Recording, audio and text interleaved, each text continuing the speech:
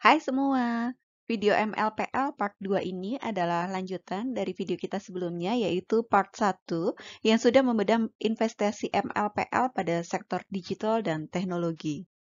Salah satu pilar usaha multipolar adalah di bidang retail. Di retail ini, multipolar menggenggam 50,23% saham MPPA yang mengoperasikan gerai Hypermart, kemudian ada Foodmart, Hi-Fresh, Boston, dan Smart Club. Kita tahu bersama bahwa segmen retail ini merupakan segmen yang paling terpukul ya dengan adanya COVID yang mengubah gaya hidup customer dari tadinya belanja langsung, sekarang semua berubah ke online dan juga daya belinya menurun. Dengan demikian, maka MPPA ini penjualannya juga turun 22%. Multipolar menerapkan beberapa strategi untuk menghadapi hal ini, yaitu yang pertama adalah dia melakukan perluasan jaringan omnichannel, yaitu lewat aplikasi belanja online kerjasama dengan Tokopedia, Shopee, dan JDID.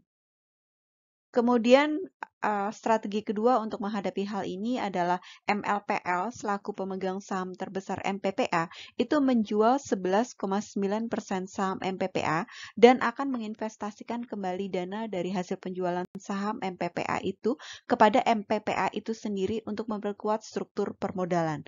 Jadi skema investasi kembali MPPA ini nantinya dia akan menerbitkan saham baru atau red issue dan MLPL itu akan berpartisipasi dengan membeli saham baru tersebut.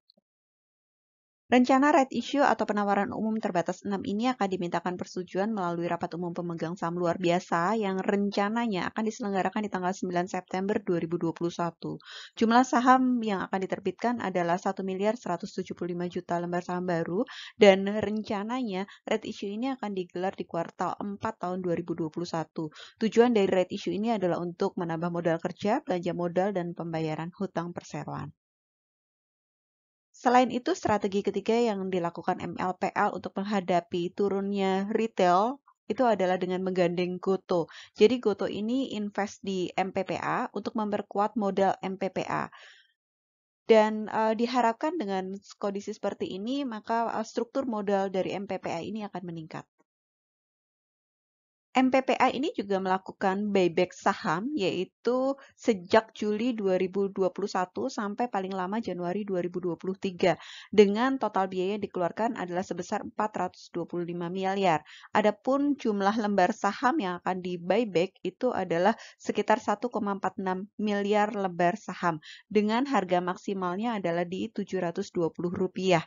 Mengapa buyback ini perlu dilakukan? Jadi kalau menurut penjelasan perseroan, mereka melakukan buyback ini tujuannya adalah karena saat ini mereka menilai bahwa harga sahamnya di market itu belum mencerminkan nilai wajar dari MLPL.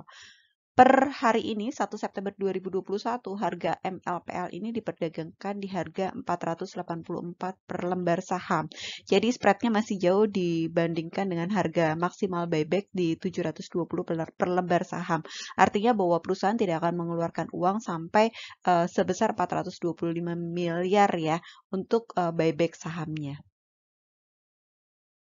Kemudian MLPL ini juga berencana melakukan penjualan saham dari salah satu anak usahanya, yaitu MFMI. Jadi MFMI ini adalah PT Multifiling Mitra Indonesia yang merupakan manajemen kearsipan terbesar di Indonesia. Nah, MFMI ini akan dialihkan sahamnya kepada perusahaan asal Hong Kong, yaitu Iron Mountain Hong Kong Ltd. Iron Mountain Hong Kong Ltd ini juga bergerak di bidang yang sama. Jadi bergerak di bidang penyimpanan dan pengelolaan informasi dan ini sudah melayani lebih dari 50 negara dan juga sudah listing ya di New York Stock Exchange, bahkan termasuk di indeks XNP. Nah, pendapatan dari pengalihan saham ini nantinya akan dibukukan di MLPL karena MLPL ini adalah sebagai pemegang terbesar dari saham MFMI itu, yaitu sebesar 92,46%. Jadi nanti akan membuat laporan keuangan dari MLPL ini menjadi lebih bagus lagi dan MLPL ini akan memiliki modal ya untuk berinvestasi di sektor-sektor digital dan teknologi yang menjanjikan growth yang lebih bagus. Nah, laporan keuangannya sudah keluar, yaitu laporan keuangan kuartal 2 tahun 2021. Ini sudah resmi dipublish ya di tanggal 31 Agustus kemarin.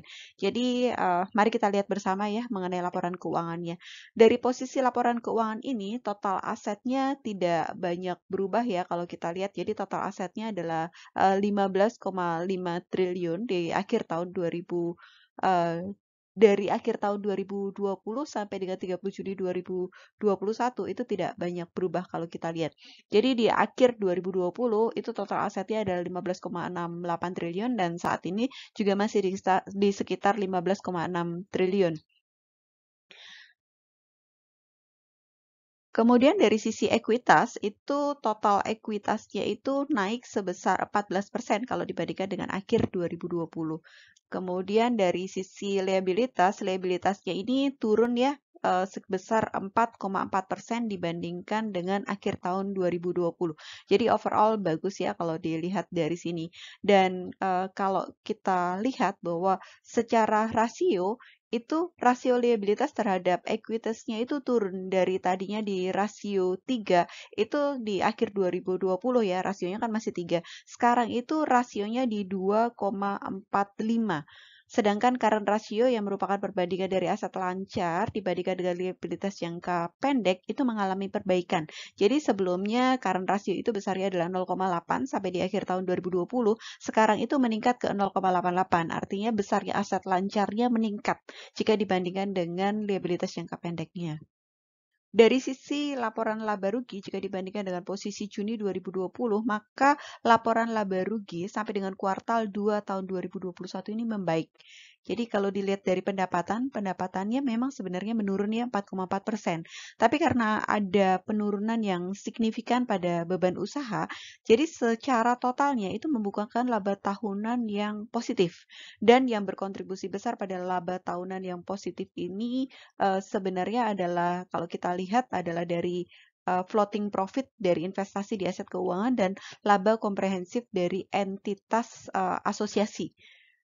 Sehingga kalau di kuartal 2 tahun 2020 itu membukukan rugi minus 738,5 miliar, maka di tahun ini sudah membukukan positif 519,3 miliar, setara dengan laba per lembar saham Rp7. Atau kalau disetahunkan dengan asumsi kinerja sama, yaitu IPS-nya menjadi 7 kali 2, yaitu 14, atau setara dengan PER 34. Jadi membaik ya dari sisi PER-nya, karena sebelumnya itu kan PER-nya minus ya. Dan kalau dibandingkan dari tahun-tahun sebelumnya, ROA maupun ROE-nya di tahun-tahun sebelumnya kan minus. Nah, di tahun ini sudah mulai membukukan positif. Pada posisi laporan arus kas dari aktivitas operasi itu berlipat 276%. Kemudian untuk arus kas dari investasi juga berlipat 920%. Jadi sumber utamanya itu adalah dari penjualan saham entitas anak. Nah, ini yang tadi kita bilang di video di part sebelumnya, bahwa ketika anak usaha yang diinvest oleh multipolar itu sudah mulai bertumbuh, kemudian didivestasi atau dijual sahamnya, baik sebagian maupun seluruhnya, itu otomatis akan menambah dari arus kas induknya.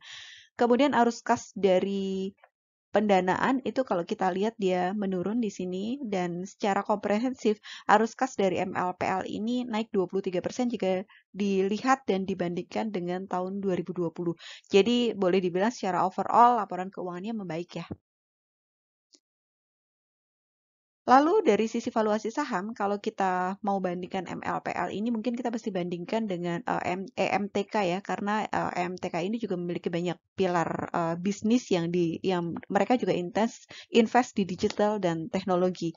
Nah, kalau kita bandingkan PBV dari MLPL ini masih di kisaran 1,78, sementara kompetitornya di 6,31. Kemudian PER-nya masih di 34, sementara emites sejenis sudah di 242. Jadi dari sisi valuasinya sih masih cukup murah ya.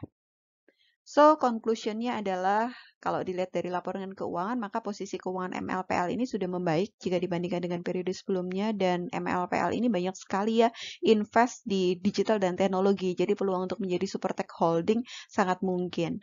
Kemudian MLPL ini juga sedang membenahi portofolio bisnisnya dengan melakukan divestasi anak usaha, dan dana yang didapatkan ini akan dia pakai untuk invest di sektor digital dan teknologi yang pertumbuhannya lebih tinggi.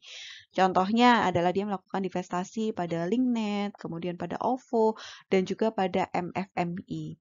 Dan kalau kita lihat dari sisi valuasi sahamnya sebenarnya masih relatif murah ya, baik dari segi PBV maupun dari segi PER-nya. Dan untuk prospek ke depannya bahwa emiten ini sebenarnya prospeknya bagus, tapi tentu saja horizonnya nggak bisa jangka pendek karena kinerjanya belum bisa tercapture di laporan keuangan dalam jangka pendek ya, apalagi dia banyak invest di sektor teknologi dan digital. Terima kasih sudah menonton video ini. Semoga bisa menambah pengetahuan dan sebagai bahan pertimbangan dalam menentukan investasi. Stay healthy and happy investing all!